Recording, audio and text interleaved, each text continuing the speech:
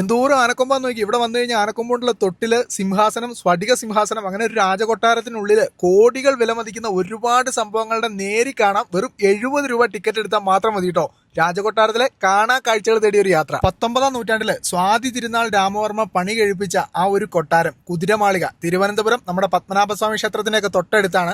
70 രൂപ ടിക്കറ്റ് എടുത്തു കഴിഞ്ഞാൽ നമുക്ക് ഈ കൊട്ടാരത്തിന്റെ അകത്തെ കാഴ്ചകളെല്ലാം കാണാം. വീഡിയോ ചിത്രീകരിക്കുന്നതിന് അനുവാദമില്ല, അതിന് പ്രത്യേകം പാസും കാര്യങ്ങളൊക്കെ എടുക്കണം. സ്വാതി തിരുനാൾ രാമവർമ്മയെ കുറിച്ച് നമ്മൾ ഒരുപാട് പഠിച്ചിട്ടും കേട്ടിട്ടും ഒക്കെ ഉണ്ട്. പക്ഷേ ഈ ഒരു കൊട്ടാരത്തിൽ ഒരിക്കൽ വന്നാൽ നിങ്ങൾ ഒരു കാലത്ത് മറക്കില്ല. അത്രയ്ക്ക് കാഴ്ചകൾ ഇതിനകത്ത് നിറച്ചു വെച്ചിരിക്കുകയാണ്. തേക്കിൻ തടിയിൽ തീർത്ത വിവിധ കഥകളി രൂപങ്ങളാണ്, പഴച്ചാറുകൾ പോലുള്ള നാച്ചുറൽ പെയിന്റിംഗ് ആണ് ഉപയോഗിച്ചിരിക്കുന്നത്. രാജഭരണകാലത്തെ അമ്പാരിയും പല്ലക്കും ഒക്കെ കാണാം. അതുപോലെ തന്നെ ഫോട്ടോയ്ക്ക് പകരമായിട്ട് അന്ന് ലൈവായിട്ട് വരച്ച ചിത്രങ്ങളും കാണാം. ഈ ഒരു കൊട്ടാരത്തിൽ 80 മുറികളാണുള്ളത്. അതിൽ 20 മുറികൾ മാത്രമാണ് ഇപ്പൊ സന്ദർശകർക്ക് തുറന്നു കൊടുത്തിരിക്കുന്നത്. ഈ ഒരു നിലത്തിന്റെ പ്രത്യേകത ഉണ്ടോ?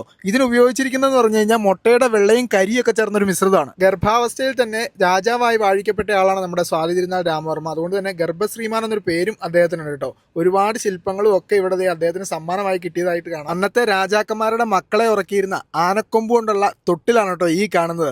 എല്ലാം തന്നെ അടിപൊളിയായിട്ട് ഇപ്പോഴും മെയിൻറ്റെയിൻ ചെയ്തു പോകുന്നുണ്ട്. അതുകൂടാതെ 24 ആനക്കൊമ്പിൽ തീർത്ത ഒരു സിംഹാസനമാണ് ഈ കാണുന്നത്. ഒരു സ്ഫടിക സിംഹാസനവും ഇവിടെ നമുക്ക് കാണാൻ പറ്റും. 22 ഏക്കറിലാണ് ഈ ഒരു കൊട്ടാരം സ്ഥിതി ചെയ്യുന്നത്. ഈ ചിത്രത്തിന്റെ പ്രത്യേകത എന്ന് വെച്ചാൽ നമ്മൾ ഏത് വശം നോക്കുന്നു, രാജാവ് മുഴുവനായി നമ്മുടെ നേരെ തന്നെ തിരിഞ്ഞു നോക്കുന്നതായിട്ട് നമുക്ക് ഫീൽ ചെയ്യും. കുളച്ചിൽ യുദ്ധത്തിലെ ഡച്ചുകാരുടെ നിന്നും പിടിച്ചെടുത്ത തോക്കുകളാണ് കേട്ടോ ഈ കാണുന്നത്. വലിയ തോക്കെന്ന് പറഞ്ഞാൽ ഷിപ്പിൽ നിന്നും വെടിവെക്കുന്നതിനുള്ള തോക്കാണ് കേട്ടോ. എന്തൊക്കെ ഐറ്റം നോക്കി. ഇതിന് മുകളിലേക്ക് കയറി ചെല്ലുമ്പോൾ ഈ കാണുന്നതാണ് ലൈബ്രറി. അന്നത്തെ രാജാവിന്റെ ലൈബ്രറിയാണ്. ഇതിന്റെ മുകളിൽ കളർ ചെയ്തിരിക്കുന്നതെല്ലാം പച്ചില കൊണ്ട. എന്ത് ഭംഗിയായിട്ടായിരിക്കുന്നത് നോക്കി. മഹാരാജാവിന് ബെൽജിയത്തിൽ നിന്നും ഇറ്റലിയിൽ നിന്നും ഒക്കെ കിട്ടിയ നിരവധിയായിട്ടുള്ള മാർബിൾ സമ്മാനങ്ങളാണ് ഈ കാണുന്നത്. ഈട്ടിത്തടിയിലെ ആനക്കൊമ്പ് കെട്ടിയ സോഫ, ആനക്കൊമ്പ് കെട്ടിയ കട്ടില്, ഒരുപാട് വിളക്കുകളും കാര്യങ്ങളും ഒക്കെ ഉണ്ട് കേട്ടോ. ഇതിനകത്ത് ഒരുപാട് ആനക്കൊമ്പുകളുണ്ട്. പല ആനകളുടെ വലിപ്പം നമ്മളൊന്ന് ആലോചിച്ച് നോക്കണം കേട്ടോ. ഈ കാണുന്ന ആഫ്രിക്കൻ ആനയുടെ ഒരു കൊമ്പാണ്. ആനകളുടെ മരണശേഷമാണ് കൊമ്പ് ഊരി കൊട്ടാരത്തിൽ കൊടുക്കുകയായിരുന്നു ചെയ്തിരുന്നത് പണ്ട് കാലത്ത്. വിദേശത്ത് നിന്ന് രാജാവിന് സമ്മാനിച്ച ആഫ്രിക്കൻ ആനയുടെ കൊമ്പിൽ വെള്ളി കെട്ടിയ ക്യാൻഡിൽ ലൈറ്റ് ഡിന്നർ സെറ്റ് ആണ്. മെഴുകുതിരി എത്തിക്കാനുള്ള സ്ഥലമൊക്കെ ഇതിൽ കാണാട്ടോ. ഇതാണ് തിരുവിതാംകൂറിന്റെ മുദ്ര എന്ന് പറയുന്നത്.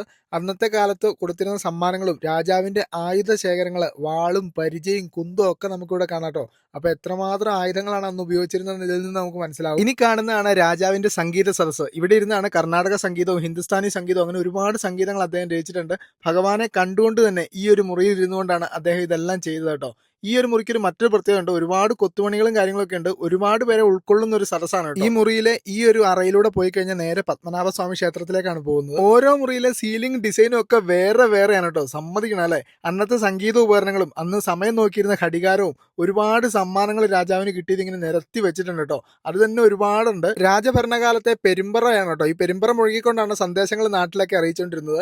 ഇത് രാജാവിന്റെ ഒരു ഡ്രസ്സിംഗ് റൂമും ഡ്രസ്സിംഗ് ടേബിളും ആണ് ഈ കാണുന്നത് കേട്ടോ. എന്ത് രസമാണെന്ന് നോക്കി. അതുകൂടാതെ തന്നെ ഒരുപാട് വിഗ്രഹങ്ങൾ ഈ ഒരു കൊട്ടാരത്തിനകത്തുണ്ട്. 80 മുറികളൊക്കെയുള്ള ഈ ഒരു കൊട്ടാരത്തില് രാജാവ് ആകെ ഒരു വർഷം മാത്രമാണ് അദ്ദേഹത്തിന് ജീവിക്കാൻ സാധിച്ചുള്ളൂ. അദ്ദേഹം നാട് നീങ്ങി പിന്നീട് ഈ കൊട്ടാരം അടച്ചിടുന്ന ഒരു സ്ഥിതിയാണ് ഉണ്ടായത്. ഇത് കൊട്ടാരത്തിന്റെ അകത്തെ നൃത്ത മണ്ഡപമാണ് കേട്ടോ. ഇവിടുത്തെ ജനലുകൾക്ക് ഒരു പ്രത്യേകതയുണ്ട്. പുറത്തുനിന്ന് നോക്കിയാൽ അകം കാണത്തില്ല, അകത്തുനിന്ന് നോക്കിയാൽ പുറം കാഴ്ചകളെല്ലാം കാണാൻ പറ്റും.